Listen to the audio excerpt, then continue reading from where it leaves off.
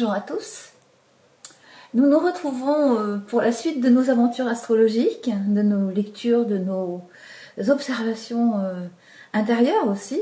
Nous allons parler aujourd'hui de la lunaison du mois de juin, qui s'annonce être toujours aussi intense intérieurement et extérieurement, et toujours aussi nous permettant de nous rapprocher au plus près de ce que nous sommes vraiment, de l'expression de ce que nous sommes vraiment. Alors, on va parler très simplement tout de suite de cette nouvelle lune.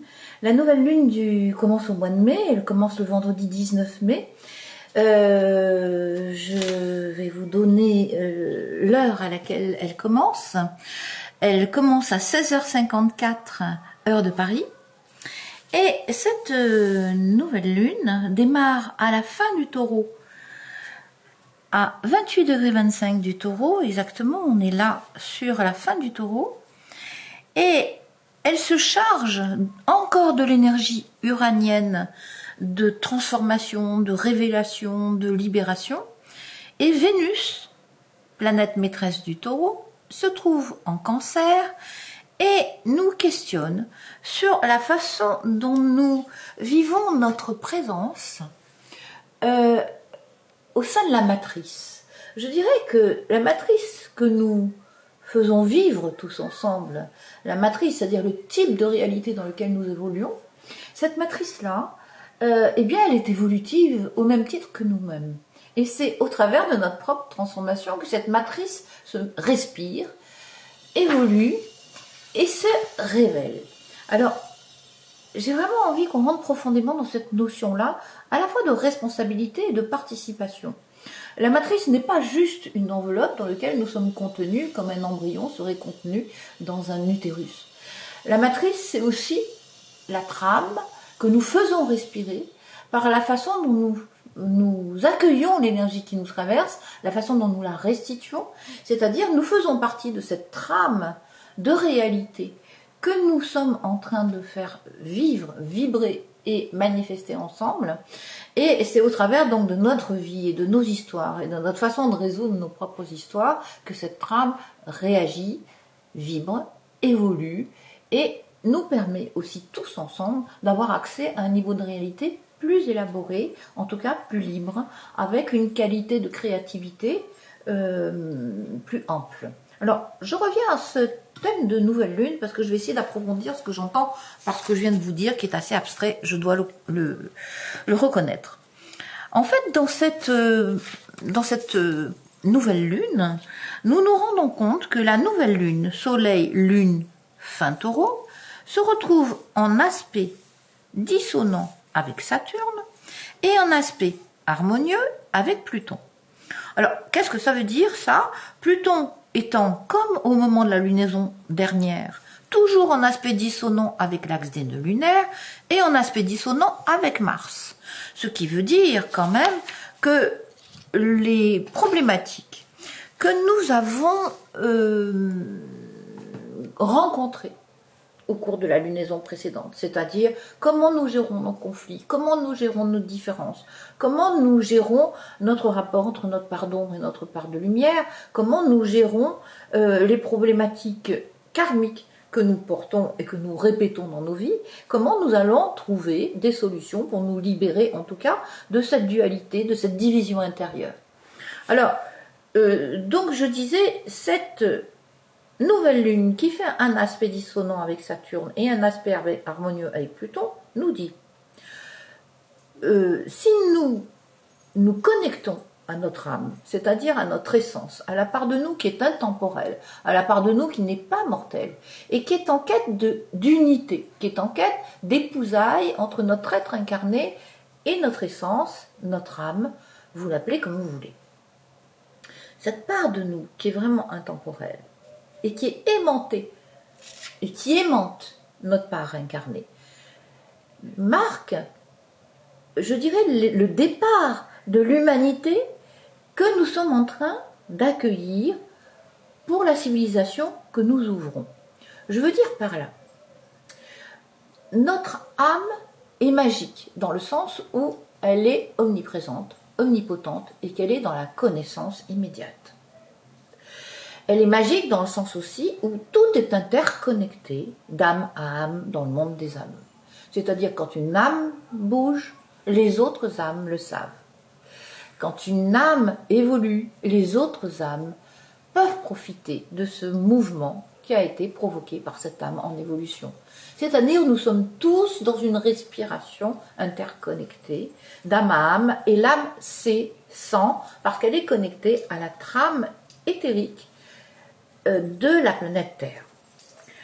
Le fait que cette lunaison soit en aspect harmonieux avec Pluton dit, si vous vous connectez à votre âme, si vous vous connectez à la part de vous qui est éternelle, c'est-à-dire qui n'est pas mortelle, vous allez avoir des solutions pour résoudre vos conflits internes, pour résoudre vos conflits externes, que votre être incarné, votre petit mental d'humain ne peut pas concevoir. Donc je vous invite à demander à l'intérieur de vous, quand vous vous mettez en intériorité, soit le soir quand vous vous endormez, soit la journée quand vous êtes un peu disponible, appelez cette posture de réunification où votre être va retrouver le contact avec votre souveraineté. Saturne nous dit, tout ce qui n'est pas juste, tout ce qui n'est pas à sa place, doit être remis à sa place. C'est comme un engagement d'être. Et le fait que ce soit en dissonance, ça dit aussi que tant que les choses ne seront pas à leur place, ne seront pas dans leur équilibre naturel, ça va poser un problème de frustration, de blocage et de limitation.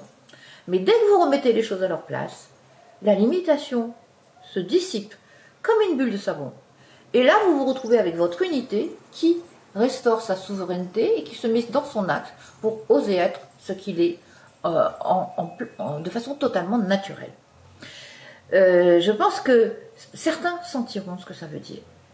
On va continuer avec la pleine lune. Cette pleine lune du mois de juin se passe le dimanche 4 juin à 4h43 du matin, heure de Paris.